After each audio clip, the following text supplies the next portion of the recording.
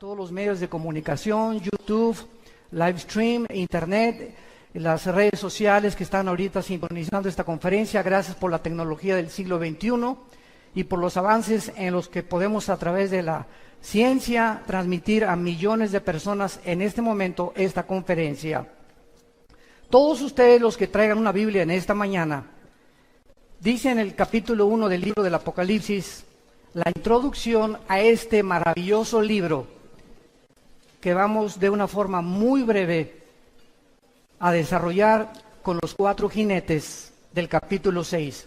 Dice en Apocalipsis 1, versículo 3, dichoso y feliz, o bienaventurado el que lee y los que oyen las palabras de esta profecía y guardan las cosas que en ella están escritas.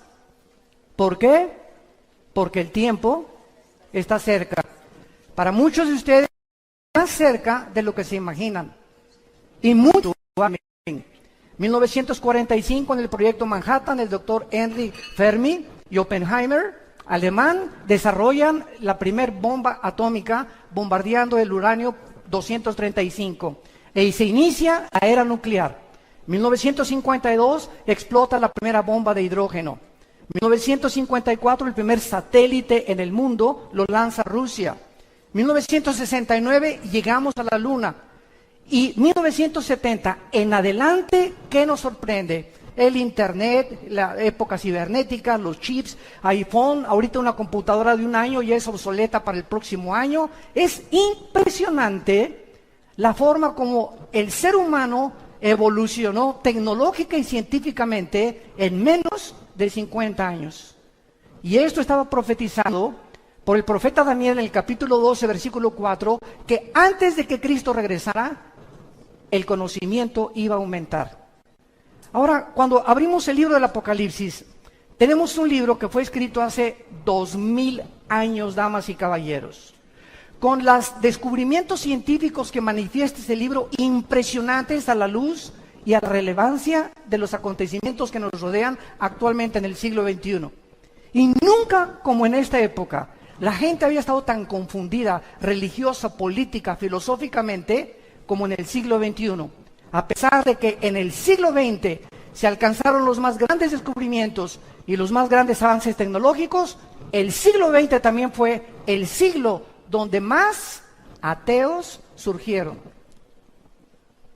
Sigmund Freud, Friedrich Nietzsche, el padre del comunismo, fascismo y nazismo, Richard Dawkins, Jean-Paul Sartre, Samuel Harris, Bertrand Russell, y todos estos hombres que se levantaron agrediendo el cristianismo, cuando antes de ellos los más grandes científicos y las más grandes mentes brillantes fueron cristianos, como Isaac Newton, como Pasteur, como Blaise Pascal, como Alberto Einstein, que mismo Einstein, aunque nunca aceptó ser cristiano, nunca jamás negó la existencia de una fuerza, de un creador que estaba detrás del universo. Pero llega el siglo XX con los descubrimientos científicos y los avances tecnológicos y el hombre se ensoberbece contra Dios. Y lo único que hemos hecho ha sido el ridículo como administradores de Dios, porque estamos enfrentando una tercera guerra mundial a pesar de todos nuestros descubrimientos y nuestra supuesta tecnología que hemos alcanzado. La palabra Apocalipsis significa en el griego descorrer la cortina. Entonces, apocalipto es la palabra que usaban en el griego koiné. Cuando, por ejemplo, cubrían una estatua, hagan de cuenta que cubrían la estatua de David, y cuando jalaban la cortina, quedaba al descubierto y la gente decía apocalipto. Actualmente, cuando la exhibición de los mejores vehículos que hay en Ginebra, en Europa o en Alemania o en Francia, tiene el Lamborghini o la última producción del último Ferrari, los cubren, nadie sabe cómo es el diseño, se hace una cóctel y se juntan a todos los más grandes millonarios que puedan existir de diferentes empresas, y cuando quitan la cortina, el carro queda al descubierto, y correr la cortina se llama apocalipto, o sea, apocalipsis. Dios nos corre la cortina en este libro y nos permite asomarnos a una ventana de lo que nadie puede haber podido percibir más que a través del poder del Espíritu Santo. Dios nos permite asomarnos al futuro, donde va a terminar la humanidad. Y esta es la razón por la cual se le llama el Apocalipsis. En inglés lo tradujeron literalmente con la palabra revelation, que es la revelación o el quitar algo o se descubre algo para que podamos ver el plan de Dios para aquellos que se consideran en esta mañana dichosos de escuchar estas palabras. En el capítulo 6 del libro del Apocalipsis encontramos los famosos 4 caballos. El autor de este libro fue el último de los apóstoles. Y esto lo digo enfáticamente porque ya no hay apóstoles. Existe el apostolado, pero no el oficio del apóstol que tuvieron los 12 hombres que siguieron a Cristo. Porque Pablo se considera como el último apóstol. Y Juan, siendo el último apóstol, muere a los 95 años de edad. Y después de Juan siguen los padres de la iglesia. Jerónimo, Tertuliano, Policarpo, ninguno de ellos se adjudicó el nombre de apóstol y pasaron 2000 años sin que nadie pudiera atreverse a decir, pues soy apóstol, ¿verdad? Pero vivimos una época tan confundida, donde han entrado al cristianismo tantas barbaridades y tantas herejías, que la gente ya no sabe qué creer, qué es verdad y qué no es verdad. Y cuando llegamos a este punto de falta de discernimiento espiritual, es la campana más grande de alarma también de que realmente nos encontramos en la apostasía que se profetiza en la Biblia antes de que Cristo venga. La Biblia no profetiza ningún avivamiento antes de que Cristo venga. Va a haber remanentes en varias partes, pero no hay tal cosa como México para Cristo, o Guatemala para Cristo, o Argentina para Cristo. Esto no existe en la Biblia hasta el capítulo 22, cuando las naciones volverán otra vez a visitar y a hincarse y a confesar que Jesucristo es el Señor. Antes de que Cristo venga, el mundo irá de mal en peor. Sobre muchos cristianos resplandecerá la luz, pero el mundo será cubierto de tinieblas. Y la apostasía, que es el apartarse de las verdades de la Biblia, está a nuestro alrededor. El apóstol Juan, a los 90 años, está exiliado por el emperador Vespasiano romano en la isla de Patmos. Si ustedes van a Grecia, enfrente de Grecia o en medio está el mar Egeo, y todavía existe esta isla. Y hay visitas y tours para visitar la isla donde el apóstol Juan recibió esta revelación. Juan se encontraba completamente ya, tal vez, valdría la pena haber sido cristiano, cargado de cadenas, porque los exiliados políticos en Roma les hacían ponerse la ropa y al llegar ahí nunca se las cambiaban. Morían en su excremento, en su orín. No podían cambiarse nada y era la forma en que los torturaban para morir. Imagínense el apóstol Juan, que años antes estuvo en la cruz con la Virgen María, la Madre de Jesús, y María Magdalena, viendo al Señor morir, ahora se encontraba a los 90 años de edad, tal vez preguntándose, ¿valió la pena o no valió la pena? Cuando el apóstol Juan en el capítulo 1 voltea y encuentra a una figura con los ojos como llama de fuego, con el pelo blanco como lino, con un cinturón fajado de oro sobre un vestido de lino, y los pies refulgentes como el bronce. Juan, ante esta apariencia de esta entidad espiritual desconocida para él en ese momento, cae al suelo y se acerca esta figura detrás de él y le pone la mano y le dice, no temas.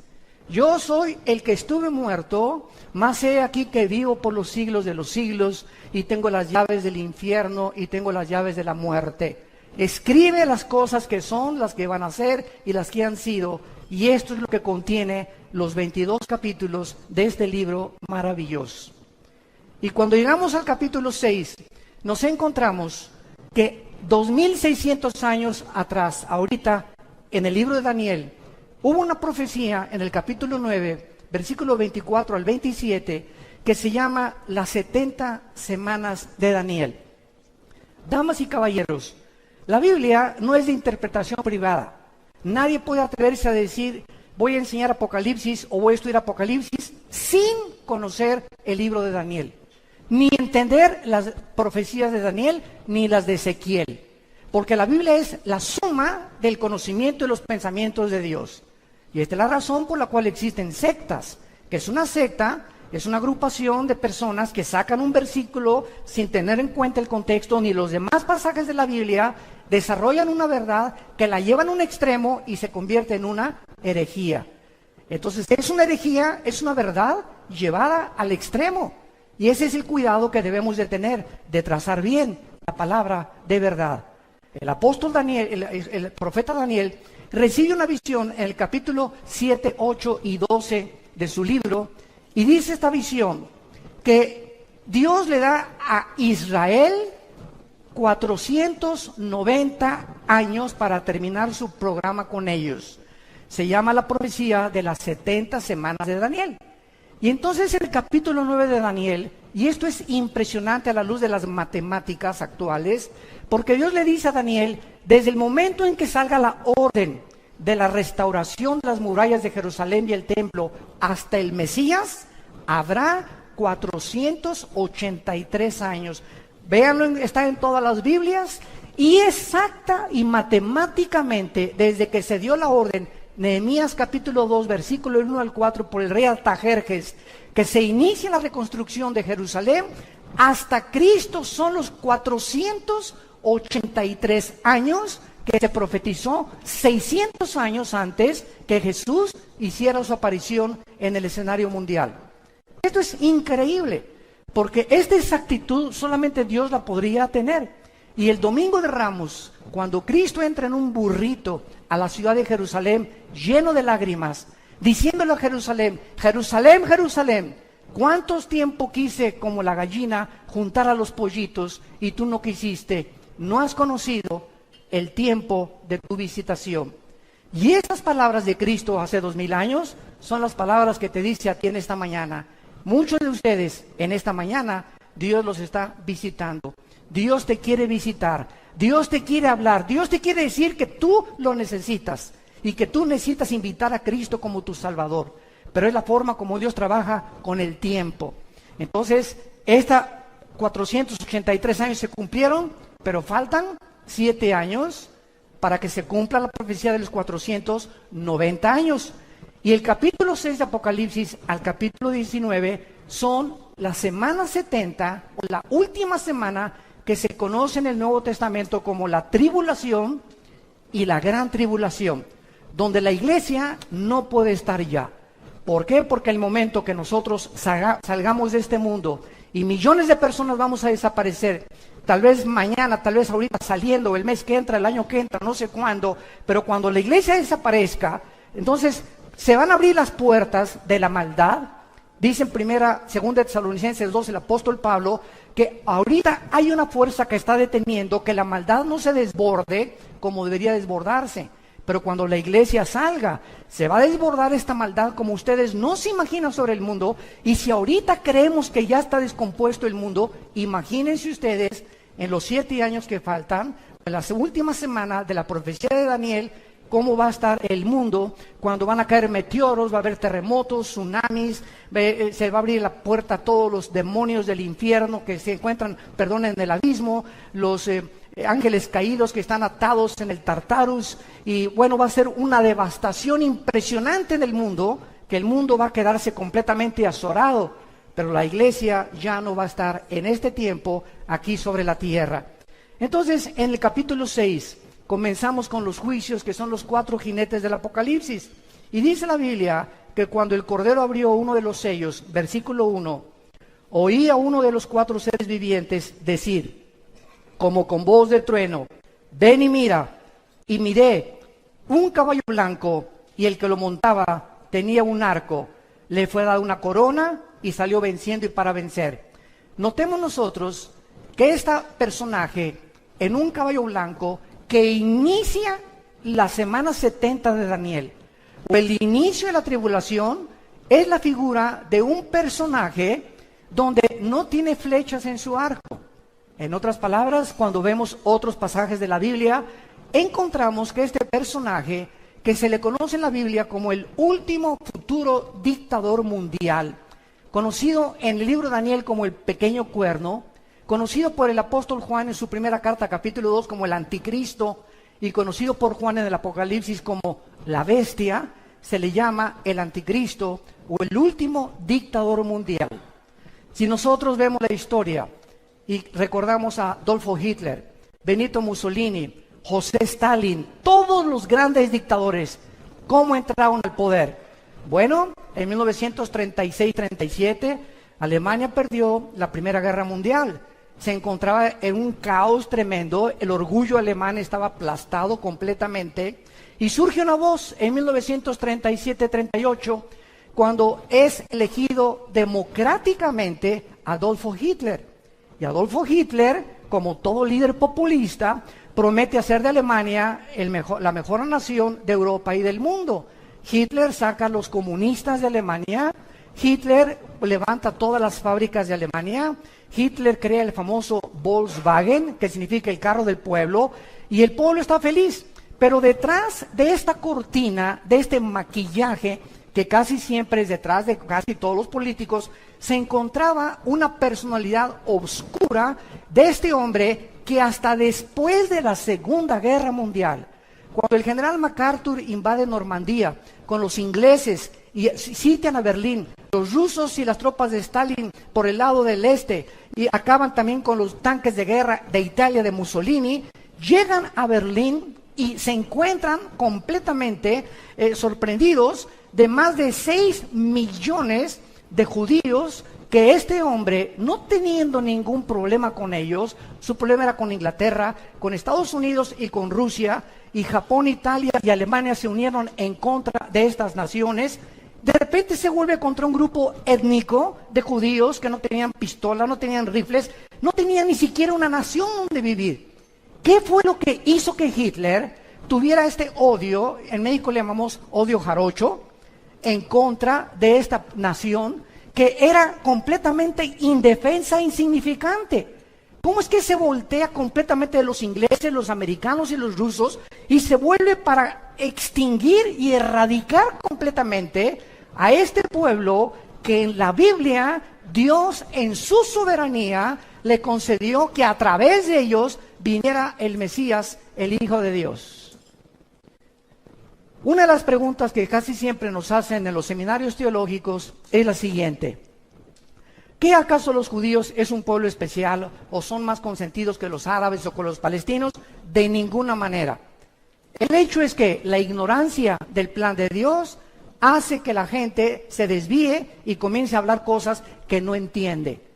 Dios desde el principio de la humanidad tenía que escoger un punto geográfico en el globo terráqueo para centrar en ese globo terráqueo, número uno, que a través de ese pueblo pudiera ese pueblo comenzar a través de los sumerios, de los egipcios, de los babilonios y de todas estas tribus y civilizaciones antiguas, dar testimonio de que Dios es uno solo. Fue el primer pueblo que comenzó a divulgar el monoteísmo, la nación de Israel, a través de Abraham y de las 12 tribus que Dios formó. La segunda razón es para que a través de ellos tuviéramos nosotros la Biblia. Y cuando alguien dice, ¿y por qué los judíos? ¿Y por qué no los mexicanos? Y si hubieran sido los mexicanos, los costarricenses o los ticos nos hubieran dicho, ¿y por qué no los ticos?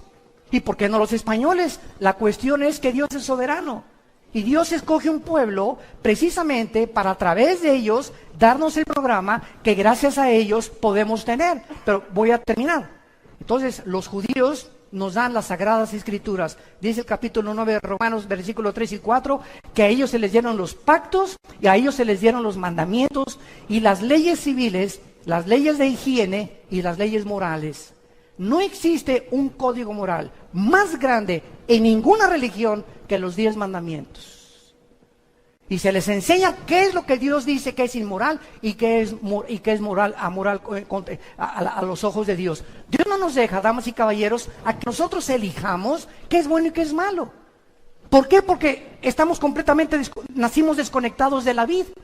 Y cuando una rama nace desconectada de la vid de un árbol, ¿qué produce? Nada. Y estamos tratando de producir fruto sin tener contacto con Dios. Y nuestro fruto ha sido un fruto podrido en casi 6,000 años de historia.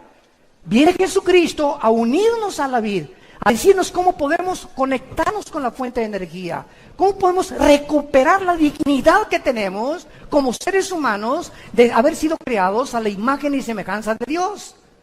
Y esa es la labor que Jesucristo viene a hacer del tercer cielo, a decirnos cómo podemos nosotros ir a Dios. Y Jesucristo lo dijo en Mateo 11, 27 al 28, nadie conoce al Padre sino al Hijo, y el Hijo a quien se lo quiera revelar. Que dice la Biblia que no hay nadie que conozca a Dios. Tú te puedes irte allá a Chapultepec a practicar budismo zen, y flor de loto, y yoga, y dime lo que tú quieras. No hay forma, de acuerdo a la Biblia, de conocer a Dios si antes no conoces a su Hijo. Porque es su Hijo el que vino a revelarnos al Padre. Y antes de que tú conozcas a Dios y tengas contacto con Dios, tienes que tener contacto primero con su Hijo Jesucristo. Y cuando tú oyes las palabras de Jesucristo y comienzas a seguirlo, Él nos conecta, Él nos abre la puerta, Él nos revela al Padre, entra a tu vida y comienzas a tener iluminación y entendimiento acerca de por qué naciste, de dónde venimos, quiénes somos, hacia dónde nos dirigimos. La ciencia jamás nos podrá contestar estas tres incógnitas que han permeado la filosofía desde hace 6,000 años. Porque para que la ciencia nos diga de dónde venimos, tiene que ser repetitivo. Si no es repetitivo, no es científico. Nadie nos puede decir quiénes somos. El pobre doctor Sigmund Freud lo intentó hace casi un siglo. Pues yo creo que el problema humano está en la mente. William Shakespeare es el defecto trágico. Karl Marx no es la lucha de clases. Y todos los líderes y todos han tratado de opinar por qué el hombre es autodestructivo, por qué estamos tan confundidos, por qué hay tanta corrupción, por qué hay tantas cosas dentro de nuestra alma que nos llevan a hacer cosas que no queremos hacer.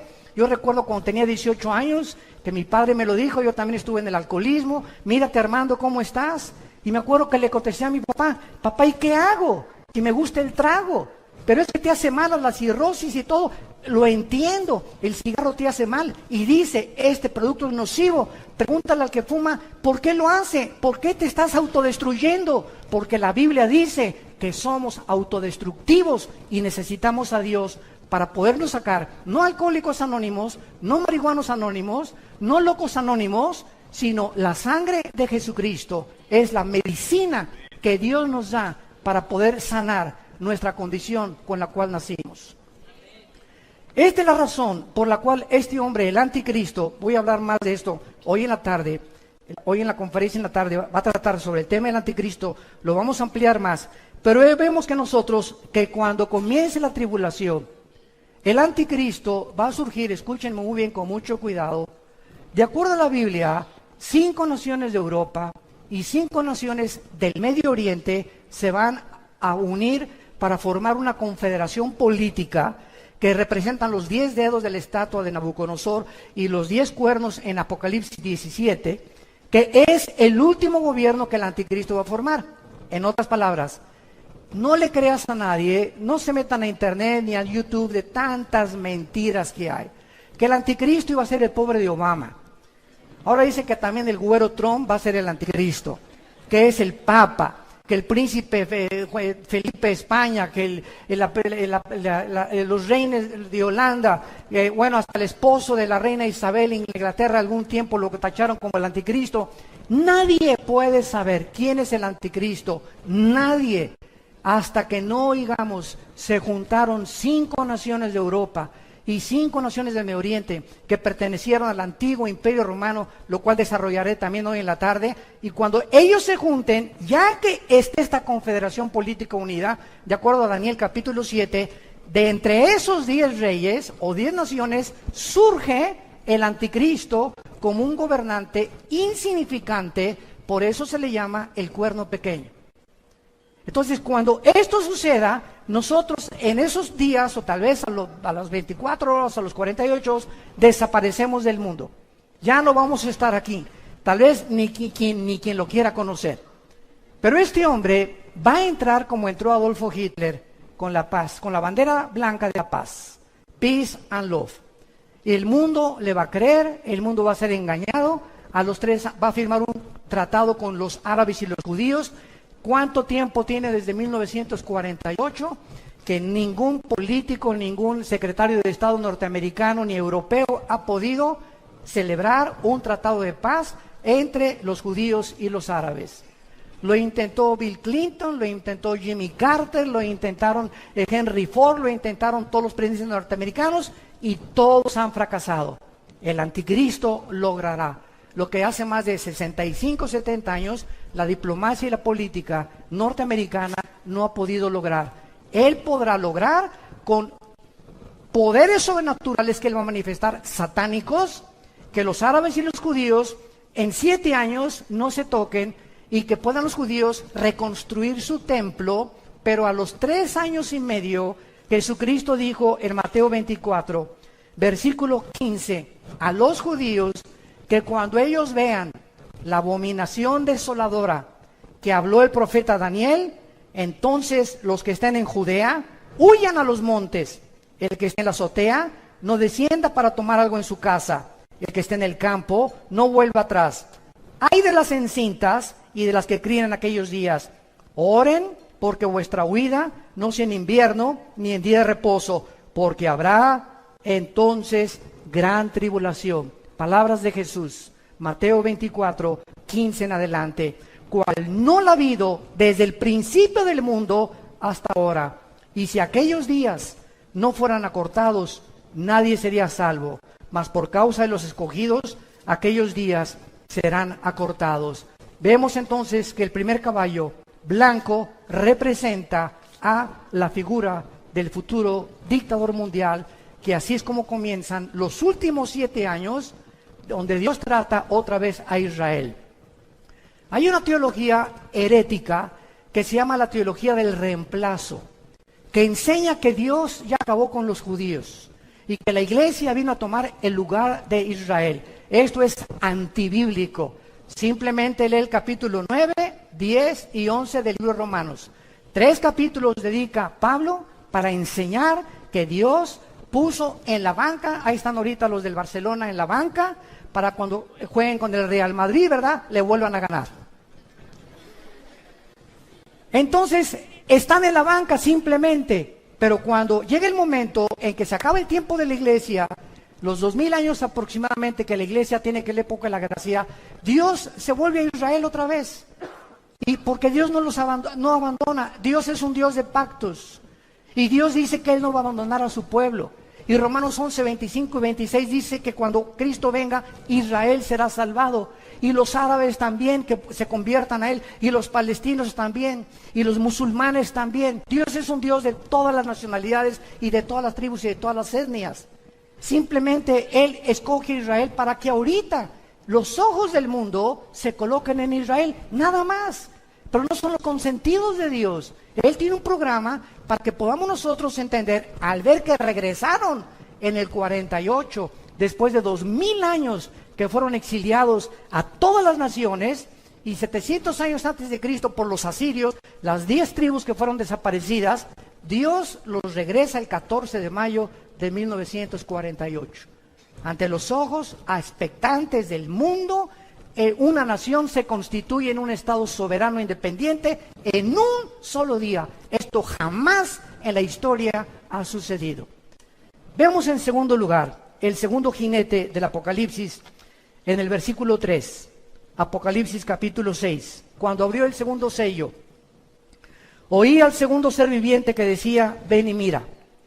Y salió otro caballo bermejo, o sea, rojo, y al que lo montaba le fue dado poder de quitar de la tierra la paz, y que se mataran unos a otros, y se le dio una gran espada.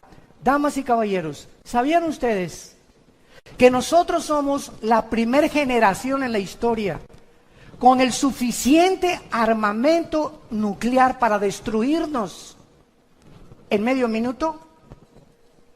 Somos la primera generación en la historia en la que podemos autodestruirnos y extinguirnos y borrarnos del mapa en 30 segundos. Escuchen esto.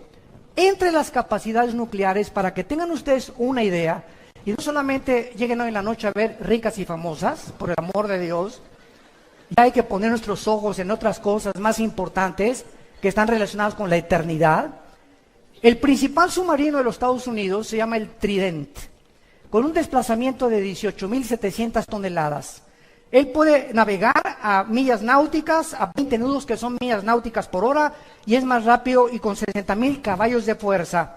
Este submarino, el Trident, tiene el Angelito 24 misiles nucleares, un solo submarino Trident. Tiene más de 25 Estados Unidos. Ahorita hay más de 15 en el mar de Japón y alrededor de Corea del Norte, porque esta persona psicópata, esquizofrénico, desquiciado, líder de Corea del Norte, está a punto de bombardear a Japón o a Israel o lanzar un misil contra Corea del Sur. Él no va a atacar a Estados Unidos, porque entonces ya podría Estados Unidos tener la justificación. Pero si él ataca a Corea del Sur, donde hay 35,000 Marines o marinos americanos estacionados, o si ataca a Japón o si ataca a Israel, Estados Unidos tiene que entrar a la guerra. Y al entrar Estados Unidos va a entrar Rusia, Irán y la China. Y nos encontraríamos con el cuarto sello que vamos a ver a continuación, donde va a morir 1/4 parte de la población del mundo. Estamos hablando de 2 billones, escuchen bien, B de burro, billones de seres humanos morirán en la 1/4 parte del mundo en el cuarto sello. Somos la primera generación que tenemos estas armas nucleares. Los submarinos rusos es el Tifón, el principal de ellos, con un desplazamiento de 25.500 toneladas. Está diseñado para operar debajo del Ártico, principalmente este submarino. Cada submarino podría destruir, escuchen esto, cada submarino Tifón de Rusia podría destruir 200 ciudades de Estados Unidos en 1 minuto. Rusia tiene 17 submarinos en el Atlántico apuntando a Estados Unidos desde que Putin entró hace como 10 años. Y tiene en el océano Atlántico y en el océano Pacífico, en el Pacífico tiene como 12 submarinos apuntando a Estados Unidos. Y el presidente de Estados Unidos tiene un portafolio donde están los códigos para poder desatar y dar las órdenes de que una guerra se desate. Escuchen cómo funciona esto. El misil que tiene Rusia ahorita tiene más armamento de Estados Unidos que Rusia, pero Rusia tiene ahorita más armas nucleares y más misiles que Estados Unidos. Y Rusia tiene ahorita un misil que tarda 25 minutos en salir de Moscú a Washington o a Nueva York. ¿Qué va a pasar en 25 minutos?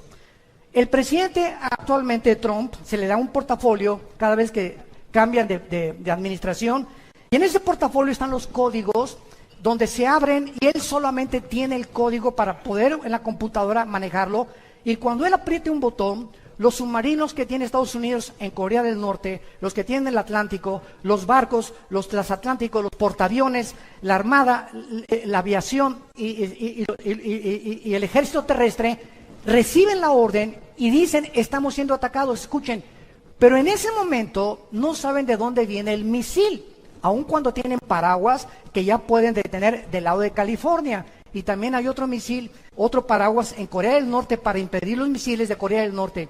Pero ¿cuánto tarda el presidente, en este caso el presidente Trump, si es que en esta administración estalla la guerra, cuánto tarda él en poder mandar esa señal, abrir el portafolio, cuando en 25 minutos puede alcanzarlos un misil?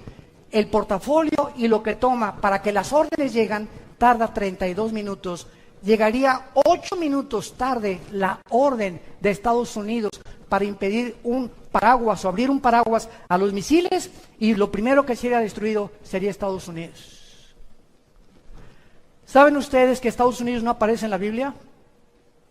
Después de 1945 ganaron la guerra y ha sido la nación que ha alcanzado la supremacía política, militar y económica más grande de toda la historia, Estados Unidos de Norteamérica. Y en 1989, que terminó la Guerra Fría entre Rusia y Estados Unidos, Mikhail Gorbachev fue al Vaticano y le dijo al Papa Juan Pablo II, quiero decirle que Rusia ha fracasado, el comunismo fracasó en Rusia. ¿Por qué? Por 2 razones. Dijo Gorbachev en su libro La Perestroika, Número uno, porque sacamos a Dios de Rusia. Y número dos, porque nos aislamos del capitalismo. Entonces, termina la Guerra Fría y Estados Unidos se mantiene como la supremacía política, económica y militar del mundo. Pero llegamos al siglo XXI, donde viene el primer ataque terrorista, el 11 de septiembre del 2001, contra las torres de Nueva York, y donde el mundo entra en una nueva dimensión que nunca se había esperado. La Primera Guerra Mundial, la Segunda Guerra Mundial pelearon contra soldados vestidos unos de blanco, otros de negro, y sabías quién era tu enemigo. Pero entra el terrorismo en el siglo XXI, donde, por ejemplo, el grupo ISIS, que trata de establecer el califato y quitar la frontera entre Irak y entre Siria, no tienen uniforme. Entonces, los aviones F-21 que ya Estados Unidos tiene y que está manejando Israel, no pueden bombardear donde está ISIS, porque entonces los acusan de genocidio, porque no saben cuándo son civiles o cuando son personas disfrazadas de guerreros del ISIS.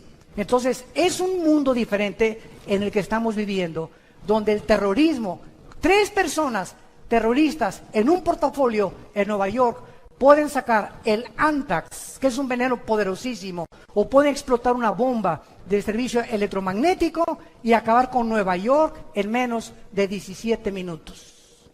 Solamente 3 terroristas se necesitan para hacer eso. Ahora bien, ¿por qué no aparece Estados Unidos de Norteamérica en Estados Unidos?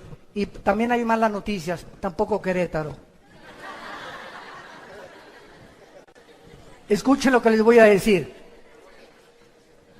Si en el cuarto sello que vamos a ver muere una cuarta parte de la humanidad, en la Biblia, las naciones, cuando Cristo regrese, las únicas naciones que van a sobrevivir, o los continentes que van a sobrevivir, va a ser Europa y parte del Medio Oriente con el Asia Menor. América desaparece del mapa terráqueo. ¿De dónde van a morir 2 billones de personas, que es la cuarta parte de la humanidad? Somos ahorita 7.6 billones de seres humanos. Y si desaparece la cuarta parte, estamos hablando de 2 billones de seres humanos. Y desde Alaska hasta la Patagonia, todo el continente americano, somos aproximadamente 1.200 o 1.300 millones de personas. Así que desaparecería todo el continente americano en una guerra nuclear. ¿Por qué? Porque nosotros, por estar junto a Estados Unidos, somos el blanco número 1. Pero gracias a Dios que nosotros ya no vamos a estar aquí. Y si esto viene, ¿verdad?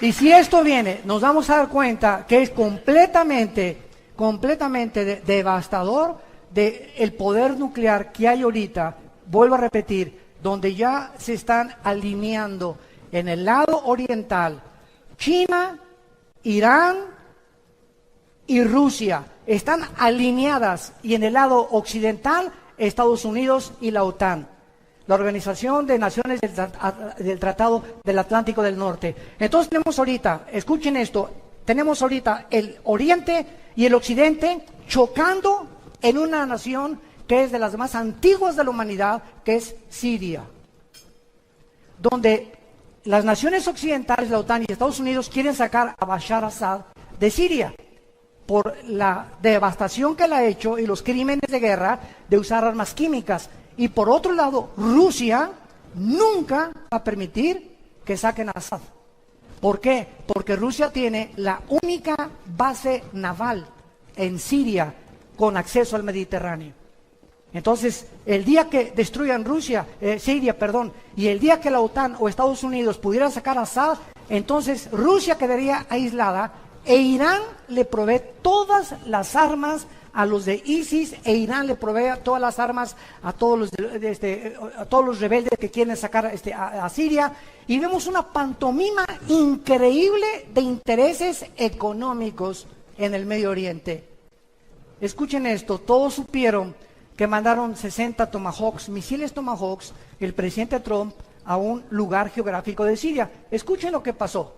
Un Tomahawk es un misil que sale de un submarino o de un portaaviones a una velocidad de 1.700 kilómetros por hora. tiene un poder explosivo en la punta del Tomahawk con un GPS, que es una computadora que si hay una montaña, por ejemplo, así, y el Tomahawk sale de un submarino y el blanco está aquí atrás, el Tomahawk, por ser guiado por una computadora, hace esto, evade la montaña, vuelve a bajar hasta que den el blanco. Tiene 0.002 de error. Esos son los misiles Tomahawk. Muy bien, Estados Unidos mandó 50 o 60 a Siria. ¿Saben ustedes a dónde los mandó? Para que se mueran de la risa, de cómo estamos tan engañados, a un lugar donde no había nadie. Ni siquiera se mandó, o sea, 60 Tomahawks acaban con todo Siria, por el amor de Dios, Virgen de la Macarena. Nada, sacaron una fotografía que un aeropuerto ahí que se murieron algunos nada más. No es cierto, no es cierto. Se pusieron de acuerdo Trump y Putin, tu padrino. Se pusieron de acuerdo porque hay un problema tremendo ahorita, que es posiblemente que procesen a Trump. Lo está defendiendo el Partido Republicano porque es la mayoría ahorita en el Senado, pero está demostradísimo que Rusia invadió completamente las elecciones norteamericanas. Y que había nexos muy profundos entre ellos. ¿Por qué? Porque el secretario de Estado ahorita del presidente Trump, el señor Tillerson, tiene más de 12 pozos petroleros en Rusia, por el amor de Dios. Y no los van a perder. El expresidente de Exxon, multimillonarios. Nunca ha habido un gabinete de millonarios como el que existe ahorita alrededor de este presidente. Entonces, hay intereses que no le conviene ni a Rusia ni a Estados Unidos ahorita entrar en un conflicto. Entonces, Putin le echa la mano y le dice, mándame unos misiles, mándalos a ese lugar, y para que el mundo sepa, no, Trump sí realmente, él no, él está en contra de Rusia. No es cierto, son compadres. Este es el mundo que vivimos, un mundo de engaño, un mundo de mentiras, un mundo de corrupción, un mundo de los medios de comunicación nos presentan una imagen, un escenario que no existe y no, lo acabamos aceptando todos. Pero es la forma como el mundo está trabajando. Pues hace 2500 años, el profeta Ezequiel, en su capítulo 38, profetizó que antes de que Cristo viniera, se iba a alinear Rusia, que no existía más que con la palabra de Magog. Iba a alinearse con Persia. En 1935 le cambió el nombre a Irán. En 1935 de Persia se cambió a Irán. Aparece en la Biblia como Persia. Y se iba a unir a ellos también la China como los reyes del Oriente, Apocalipsis 16. Y se iba a unir entonces China, Irán y Rusia en contra del Occidente. Tal como ahorita los periódicos de mañana en la mañana lo están notificando al mundo. Y si tú quieres saber que hay una luz, no consultes, por favor, a Walter Mercado. Ni a la bruja, ni a los mediums, ni a la doctora Corazón, ni a tantas barbaridades que encontramos por el mundo. La Biblia es la palabra profética más segura, a la cual haríamos bien en estar atentos como una luz. La única luz que hay está aquí. Es la única luz. Y tú, si eres cristiano, y tú también, somos la única luz en nuestra familia. En tu oficina, en tu taller de carpintería, en tu escuela, en tu secundaria, en tu high school. Somos nosotros enviados a Dios para decirle al mundo, arrepiéntanse. Cambia tu manera de pensar. Tú no puedes seguir con esta vida que tú estás llevando, te vas a autodestruir. Ya lo oímos en el testimonio, es uno de millones de personas que viven vacíos. Este señor que está presidente ahorita en Estados Unidos, uno se dice, oye, pero con ese dinero, ¿por qué no se retira con sus nietos? Por el amor de Dios. Ahora hace un mes mandó un tweet que estaba arrepentido de haber aceptado la presidencia. Que nunca se imaginó que era tan grande las cargas que iba a tener cuando en su campaña, no, son chiles en nogada, hombre, cualquier cosa, no. Vamos a, ¿verdad? Vamos a poder, no, es como le dicen, ¿verdad? Pie in the fingers en inglés, o sea, es cualquier cosa la presidencia. Y ahorita tiene más de 2 meses, escuchen esto, más de 2 meses aislado, escuchen esto, este hombre en la Casa Blanca, sin su esposa, sin sus hijos y sin su hijo menor de edad. Ya la esposa, ni los hijos, aislado completamente. Nadie sabe, ¿verdad? Se están separando todos y ahí está aislado él en la más grande de las soledades. Por eso necesitamos orar por él y por nuestros gobernantes. Porque cuando prueban el gobierno, cuando prueban el poder, cuando sube el artista ya a la cumbre, cuando sube el cantante a la cumbre, cuando Miss Universo llega a la cumbre, cuando llegas a la presidencia y a ser diputado y a ser juez, allá arriba, sin Dios, las alturas marean. Nos descompone el poder y el aplauso y el dinero sin Dios. Por eso dice Proverbios el rey Salomón, adquiere sabiduría antes que plata y oro precioso. ¿Por qué? Porque si Dios te da dinero y tú no tienes la sabiduría para usar ese dinero, se convierte en una maldición. En una maldición. Ahorita, el misterio más grande que hay ahorita aquí en la República Mexicana es ¿dónde está el dinero del Chapo? Nadie lo sabe. Antes de morir, un líder más grande que él, Pablo Escobar en Colombia, su hijo que anda testificando por todo Brasil y por toda Sudamérica, el hijo de Pablo Escobar, lo dice. Mi padre teníamos cuartos llenos de dinero. Un día tenía fiebre una de mis hermanitas, quemamos como $1 millón para calentarla, porque no sabíamos en qué gastarlo. No lo podíamos meter al banco, no podíamos usarlo porque todos nos tenían fichados. Ese es el poder, es una mentira. Y toda la gente sigue buscando eso. Sin Dios nunca disfrutarás nada. Más vale plato de legumbres donde hay amor, que de buey engordado donde hay odio. Y vemos en tercer lugar el caballo negro, que es la peste y el hambre en el mundo. Cuando abrió el tercer sello, versículo 5, el tercer ser viviente dijo, ven y mira, he aquí un caballo negro. Y el que lo montaba tenía una balanza en la mano, y oí una voz del medio de los 4 seres vivientes que decía, 2 libras de trigo por 1 denario, y 6 libras de cebada por 1 denario, pero no dañes el aceite ni el vino. Estas palabras significan una hambre tan tremenda que se viene sobre la humanidad, que 1 denario era el salario que un obrero ganaba diario. Entonces, 1 barra de pan no va a alcanzar ni siquiera para comprar con 1 día de salario mínimo. Cuando vino la Gran Depresión en Estados Unidos, en los 30s, los alemanes tenían carretillas de dinero, pero así, de los marcos alemanes, pero millones de marcos alemanes que no podían comprar un solo pan. De la devaluación tan impresionante que vino en la Gran Depresión. Y así lo dice la Biblia, Dios convierte en polilla lo más apreciado del hombre. En lo que tú has puesto tu esperanza ahorita, en tu trabajo, en tu dinero, en tu poder, en tu posición, así, pero de la noche a la mañana, Dios te puede decir, se acabó. Y tú puedes decir, alma mía, reposa, mucho dinero tengo, ya tengo asegurado en el banco. No, al llegar al $1 millón, ya sé que estoy asegurado. No, a los $3 millones, ahora sí me voy a Hawái. Y dice la Biblia que tú puedes hoy mismo en la noche, descubrir que tienes cáncer, una embolia cerebral, un ataque al corazón. Nuestra vida pende de un hilo. No depende de lo que nosotros construyamos para el futuro, depende de un Dios a quien le debemos sumisión y adoración y obediencia.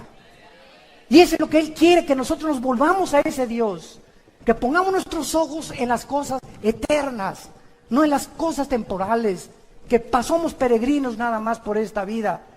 Cuando un niño tiene 5 o 6 años, no existe el futuro ni el pasado. Él vive en el presente, no se preocupa si hay comida, si hay complex. Llegamos a los 18 años, los jóvenes, el futuro. ¿Qué voy a hacer? ¿Qué carrera? Y desgraciadamente, ¿cuál es la que más produce dinero? Y se ponen a investigar los jóvenes en internet. ¿Cuáles son las mejores remuneradas carreras? Cuando a lo mejor no tienes tú ese llamado, pero movido por los intereses materiales en que el mundo vive, pierden completamente su llamado y lo que Dios tiene para sus vidas. Y cuando llegamos al 5.º piso, ¿verdad? Como muchos de nosotros ya llegamos, o al 6.º piso, a los 50, 60 años de edad, todo es hacia atrás. Ay, si hubiera sido Pancho Villa, y si hubiera esto y el otro, y mi abuelo y por aquí y por allá, y vemos nosotros como el ser humano, al llegar a la tercera edad, así pasa el tiempo. Los jóvenes creen que tienen toda la vida, pero llega al 5.º piso y al 6.º piso, y te vas a dar cuenta qué rápido pasa el mundo y la vida. Y cuando menos lo esperamos, Ya estamos de canas, tenemos a nuestros nietos, regresamos otra vez a la vejez, a que alguien nos tenga que cuidar. Y lo que hiciste en la vida, ¿para quién lo hiciste? ¿Para quién sembraste? ¿Para quién viviste?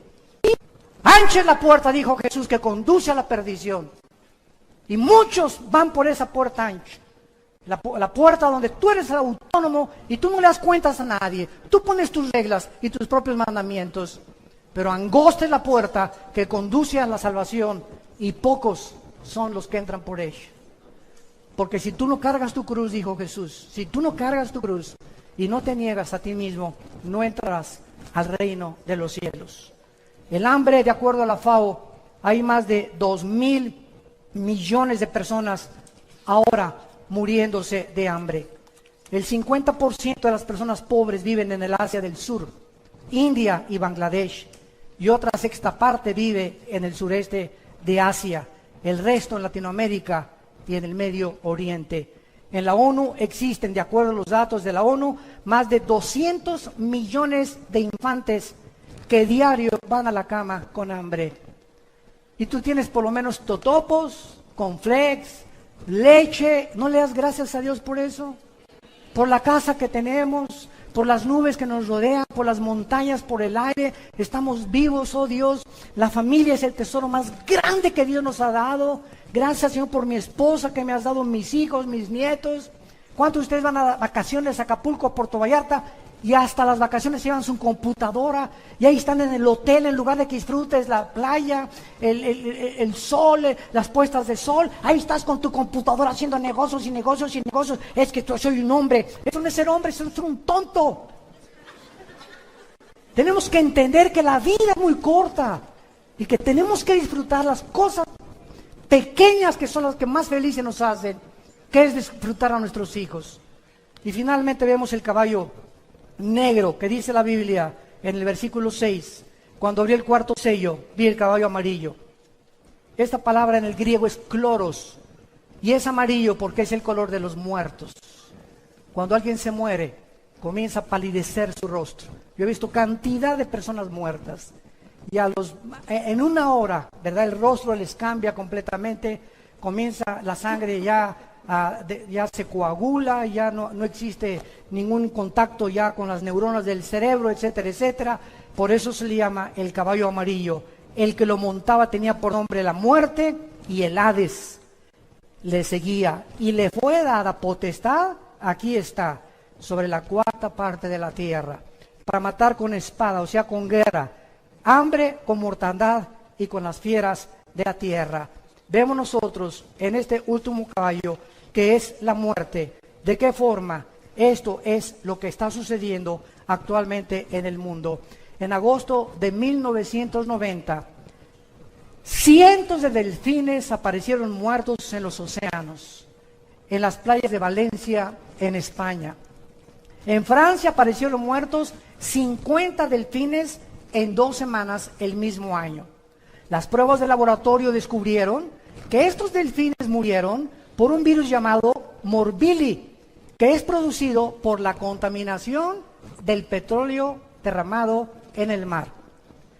Solamente los pozos petroleros que Saddam Hussein, en la famosa guerra del Golfo Pérsico, explotó o voló, arrojaron más de 75,000 toneladas de dióxido sulfúrico a la atmósfera, con 100,000 toneladas de carbón y más de 800,000 toneladas de dióxido de carbón todos los días.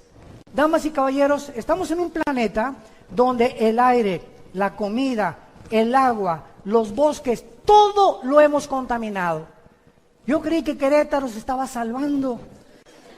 Y antier que llegué con mi esposa, veníamos de Estados Unidos aterrizando, y era una nube que estaba cubriendo a Querétaro de smog. Le dije, ¿de dónde viene esto? Esto no viene de los matachines, ni de los mariachis, ¿verdad? Anoche estuvimos en el Zócalo, que es el espectáculo más precioso aquí en esta ciudad. Y por un lado la sinfónica, y por otro lado el cantante rock, otros bailando ahí los bailes de hace más de 35, 40 años que nos gustaban, etcétera, etcétera. ¿Qué ciudad más hermosa tienen ustedes? Hay que cuidarla también. Pero así está el mundo completamente contaminado ya. Ya hay cosas, productos higiénicos, ¿verdad? Y transgénicos, y están cultivando hortalizas propias, muchos en sus jardines, porque ya está absolutamente todo contaminado. Y quiero terminar leyendo a Isaías en el capítulo 24, que fue escrito hace 2700 años. Escuchen esto. Hace 2700 años, el profeta Isaías profetizó lo siguiente.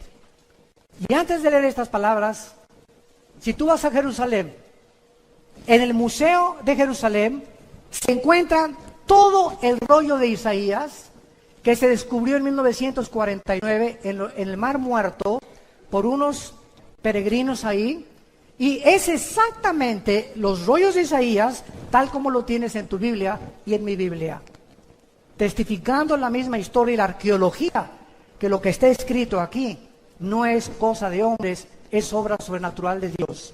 Y termina así este versículo, capítulo 24. Se destruyó, versículo 4, cayó la tierra. Enfermaron los pueblos de la tierra se contaminó bajo sus umbradores porque traspasaron las leyes. 1, 2, falsearon el derecho. 3, quebrantaron el pacto sempiterno. Por esta causa la maldición consumió la tierra. Damas y caballeros, hemos transgredido las leyes de Dios. Ahora ya podemos casarnos, ¿verdad? Hombre con hombre y mujer con mujer.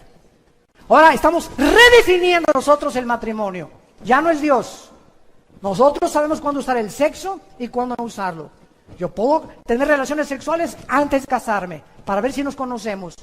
Y venimos a la Biblia, dice la Biblia, no cometerás inmoralidad. El hombre ha llegado a un punto de descomposición social en nuestra sociedad que si no despertamos, les va a pasar lo que a la rana. Agarras una rana y la metes en una olla de agua fría y ponla hoy en la noche en tu estufa. Y préndele la lumbre. Y entonces comienza a hervir el agua y la rana, por ser de temperatura su sangre fría, no brinca cuando hierve el agua. Ahí se queda y ahí muere hervida. Prueba la vera que sabe después. Y así nosotros, la inmoralidad está creciendo tanto en la televisión, en las noticias, tantas vulgaridades que oímos ya en la televisión, en los radios, que nos estamos acostumbrando a que sea normal y no es normal. Dios es un Dios santo que nos manda la santidad, y sin esta santidad nadie le podrá ver. Y Dios nos manda que nos volvamos a Él con todo nuestro corazón y que entendamos que hace 2000 años su Hijo en una cruz dio su vida y resucitó a los 3 días para mostrarnos que viene la resurrección de los muertos, y todos los que hicieron lo bueno volverán a vivir eternamente con Él, mas los que hicieron lo malo resucitarán para condenación. ¿No quisieras tú en esta mañana, en la que tu conciencia ha sido preparada por el Espíritu Santo, venir a la cruz? No te invito a que vengas a ninguna religión, te invito a que vengas a una cruz, donde un hombre llamado Jesucristo no bajó del cielo a traernos otra más de las miles de religiones que hay. No vino a bajar del cielo para darnos su vida, una vida eterna, una vida de propósito, de significado, una vida donde podamos en medio del huracán y de lo que está pasando, tener esa paz que sobrepasa el entendimiento humano y morir tranquilos y decir antes de morir: gracias a Dios que he acabado la carrera, he peleado la buena batalla, hemos echado mano de la vida eterna y hemos permanecido firmes en la esperanza a la que fuimos llamados hasta el final de nuestras vidas, porque solo los vencedores tendrán parte en el reino de Dios. Les pido por unos instantes que inclinen su cabeza, y así con tu rostro inclinado, los que gusten, quiero decirte que la Biblia dice: prepárate para encontrarte con tu Dios. He aquí estoy a la puerta y llamo. Si tú oyes mi voz y me abres la puerta de tu corazón, yo entraré a ti, dice Jesús, en la persona del Espíritu Santo, para regenerarte, para darte una vida de propósito, una vida eterna.